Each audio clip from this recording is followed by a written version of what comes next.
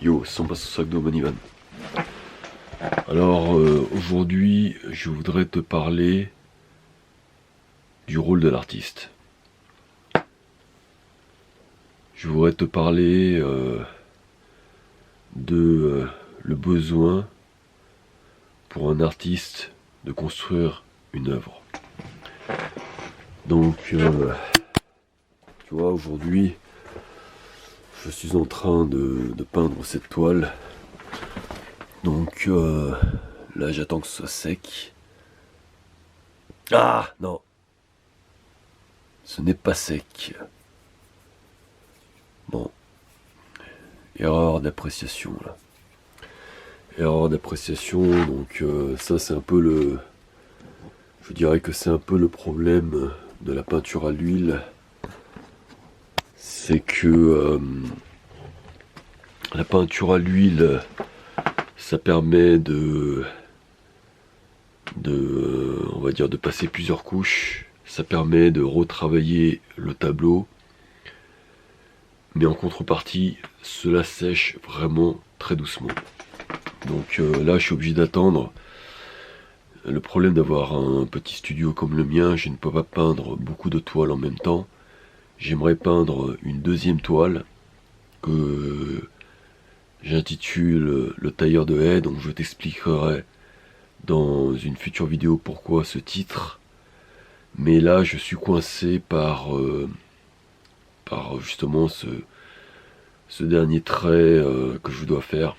Donc je vais voir, peut-être que je vais descendre la toile et je vais continuer, je vais en faire une nouvelle. J'ai besoin de faire une nouvelle toile parce que, comme je te l'ai dit précédemment, pour moi la peinture, c'est aujourd'hui un besoin pour m'apaiser, un besoin pour penser à autre chose, un besoin pour me relaxer, tu vois. Donc c'est essentiel, comme il est essentiel pour certaines personnes d'aller dans un salon de massage pour se détendre ou d'aller faire du sport, tu vois. Donc aujourd'hui, je voudrais te parler de la nécessité pour un artiste de construire une œuvre. Tu vois, depuis de nombreuses années, j'ai toujours su que le rôle pour un artiste, je dirais, pas seulement pour un artiste, le rôle pour tout grand homme, c'est de construire une œuvre. Personnellement, je suis admiratif des grands hommes comme Napoléon, Alexandre le Grand, Gengis Khan, parce que ces hommes sont allés vraiment au maximum de leurs possibilités.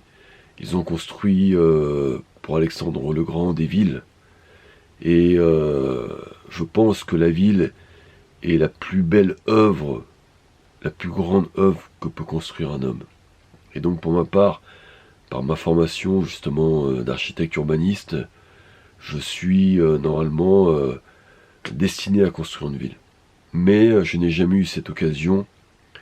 Et la raison pour laquelle je peins aujourd'hui, c'est parce que dans ma vie, je souhaitais absolument construire une œuvre. Tu vois, on peut t'enlever beaucoup de choses. Tu peux tout perdre. Mais on ne pourra jamais t'enlever le fait que tu aies construit ton œuvre. Ce qui va rester pour les prochaines générations, pour tes enfants, etc., c'est l'œuvre. Quelle œuvre construis-tu pour la société, pour la mémoire collective, et qu'est-ce que tu vas amener de nouveau? Voilà, ce sont deux questions fondamentales que je me pose dans le cadre de la construction de cette œuvre. Et donc dans mon histoire, donc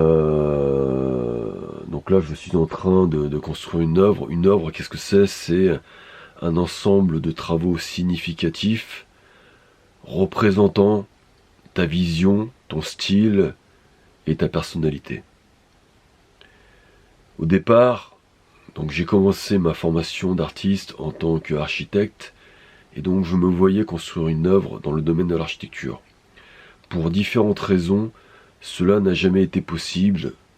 J'ai été bloqué par un manque de relations, surtout, un manque d'argent, un manque de filon, etc. Tu vois, donc j'ai essayé, mais cela n'a pas été possible. C'est pour cette raison que dans un deuxième temps, je me suis mise à la mode, parce que je pensais que c'était plus facile. Tu vois, donc j'ai commencé à faire des prototypes, j'ai commencé à découvrir mon style dans la mode, mais ce fut aussi un échec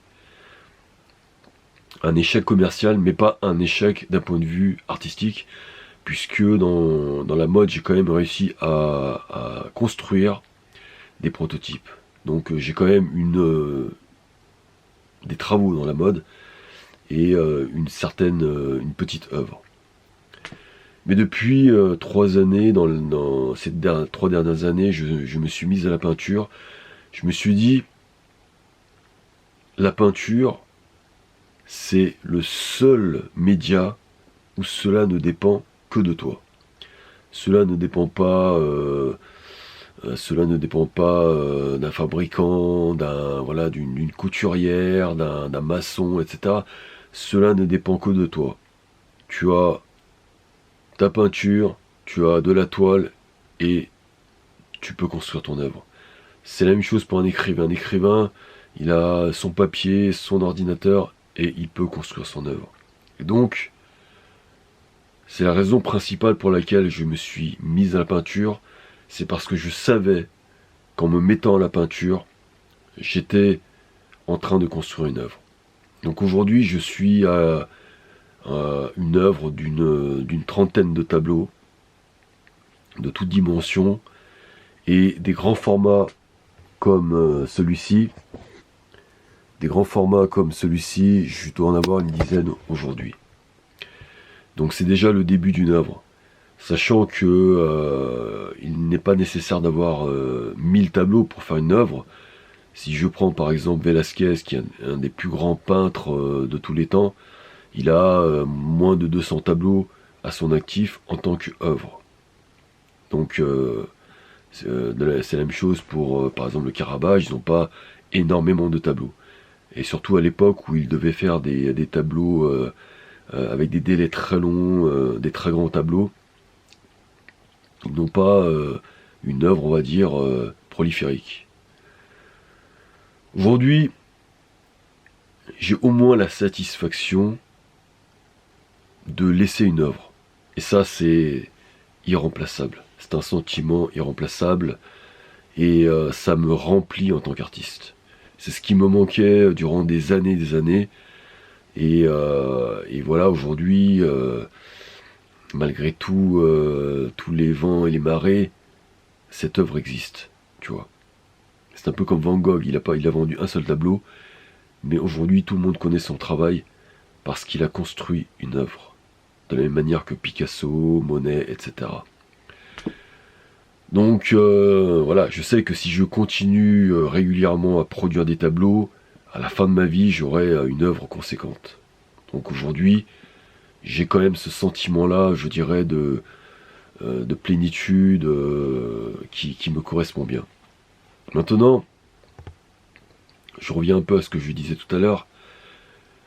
Ce que j'apprécie aujourd'hui, et on le voit notamment à travers cette œuvre, ce que j'apprécie aujourd'hui, je vais peut-être me mettre en face de l'œuvre pour qu'on ait un discours un peu plus représentatif. Ce que j'apprécie aujourd'hui, c'est que mon œuvre est le miroir de moi-même. Donc tu vois, je suis ici, sans pas son sac de mon Ivan, le tableau est derrière, je me reconnais, tu vois. Je me reconnais et dans ce tableau il y a mon histoire, il y a mon background, tu vois, il y a des années et des années dans l'architecture, il y a de la mode, il y a du développement personnel, il y a de la spiritualité, il y a ma personnalité, il y a voilà toutes ces choses. Et moi j'avais besoin d'avoir ceci. C'est pour ça que j'admire et j'apprécie le travail de Francis Bacon, parce que je trouve que dans l'œuvre de Francis Bacon, on ressent la personnalité de du peintre, on ressent Francis Bacon. On a, une trace de Francis Bacon. Parce que la peinture, c'est laisser une mémoire, c'est laisser une trace. Et ce que j'aime justement dans la technique de la peinture à l'huile, c'est qu'on a vraiment...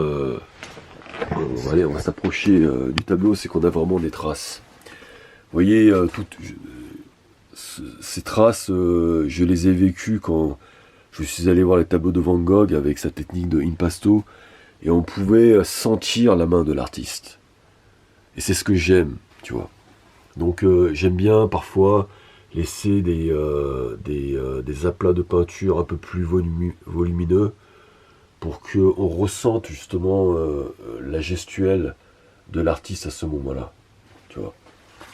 Donc je pense qu'il n'y a pas meilleur média que dans la peinture, que la peinture à l'huile pour laisser ce genre de traces. L'acrylique par exemple, je peins, j'ai commencé, vous voyez, j'ai encore de la peinture à l'acrylique. J'ai commencé la peinture avec de l'acrylique et je trouve l'acrylique pauvre parce qu'on ne ressent pas, il n'y a pas cette notion de mémoire, de trace. Et donc j'ai arrêté de peindre à l'acrylique. Je suis content d'être passé à la peinture à l'huile pour cette raison. Et donc, la question maintenant qu'on peut se poser, c'est pourquoi construire une œuvre? Quel est le rôle de l'artiste, tu vois? Je me suis souvent posé cette question. Ouais, pourquoi je construis une œuvre? Quel est le rôle de l'artiste? Et j'en suis venu à la conclusion, en réalité, moi-même, je ne sais pas. Tu vois, je ne sais pas. Je ne sais pas pourquoi je construis une œuvre. Je ne sais pas quel est le véritable rôle de l'artiste. Mais ce que je sais, c'est que l'artiste doit le faire. Tu comprends? C'est une mission. Je dois le faire.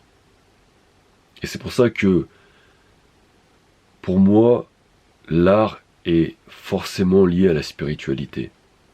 Si on regarde l'histoire de la peinture, il y a toujours cette relation entre la peinture et la spiritualité. La plupart des tableaux du Caravage, les tableaux du Tintoret, les tableaux du Titien, sont des tableaux spirituels. Ils représentent certaines parties d'une religion. Les tableaux se trouvaient dans des églises. Donc les tableaux étaient étroitement liés à la spiritualité, qui était représentée par la religion à l'époque. Mais aujourd'hui, avec, je dirais, l'absence d'une religion prépondérante, je pense que le besoin de spiritualité est toujours présent.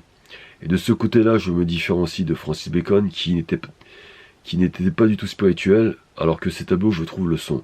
Mais dans son discours, il ne l'était pas, alors que moi, pour ma part, il l'est.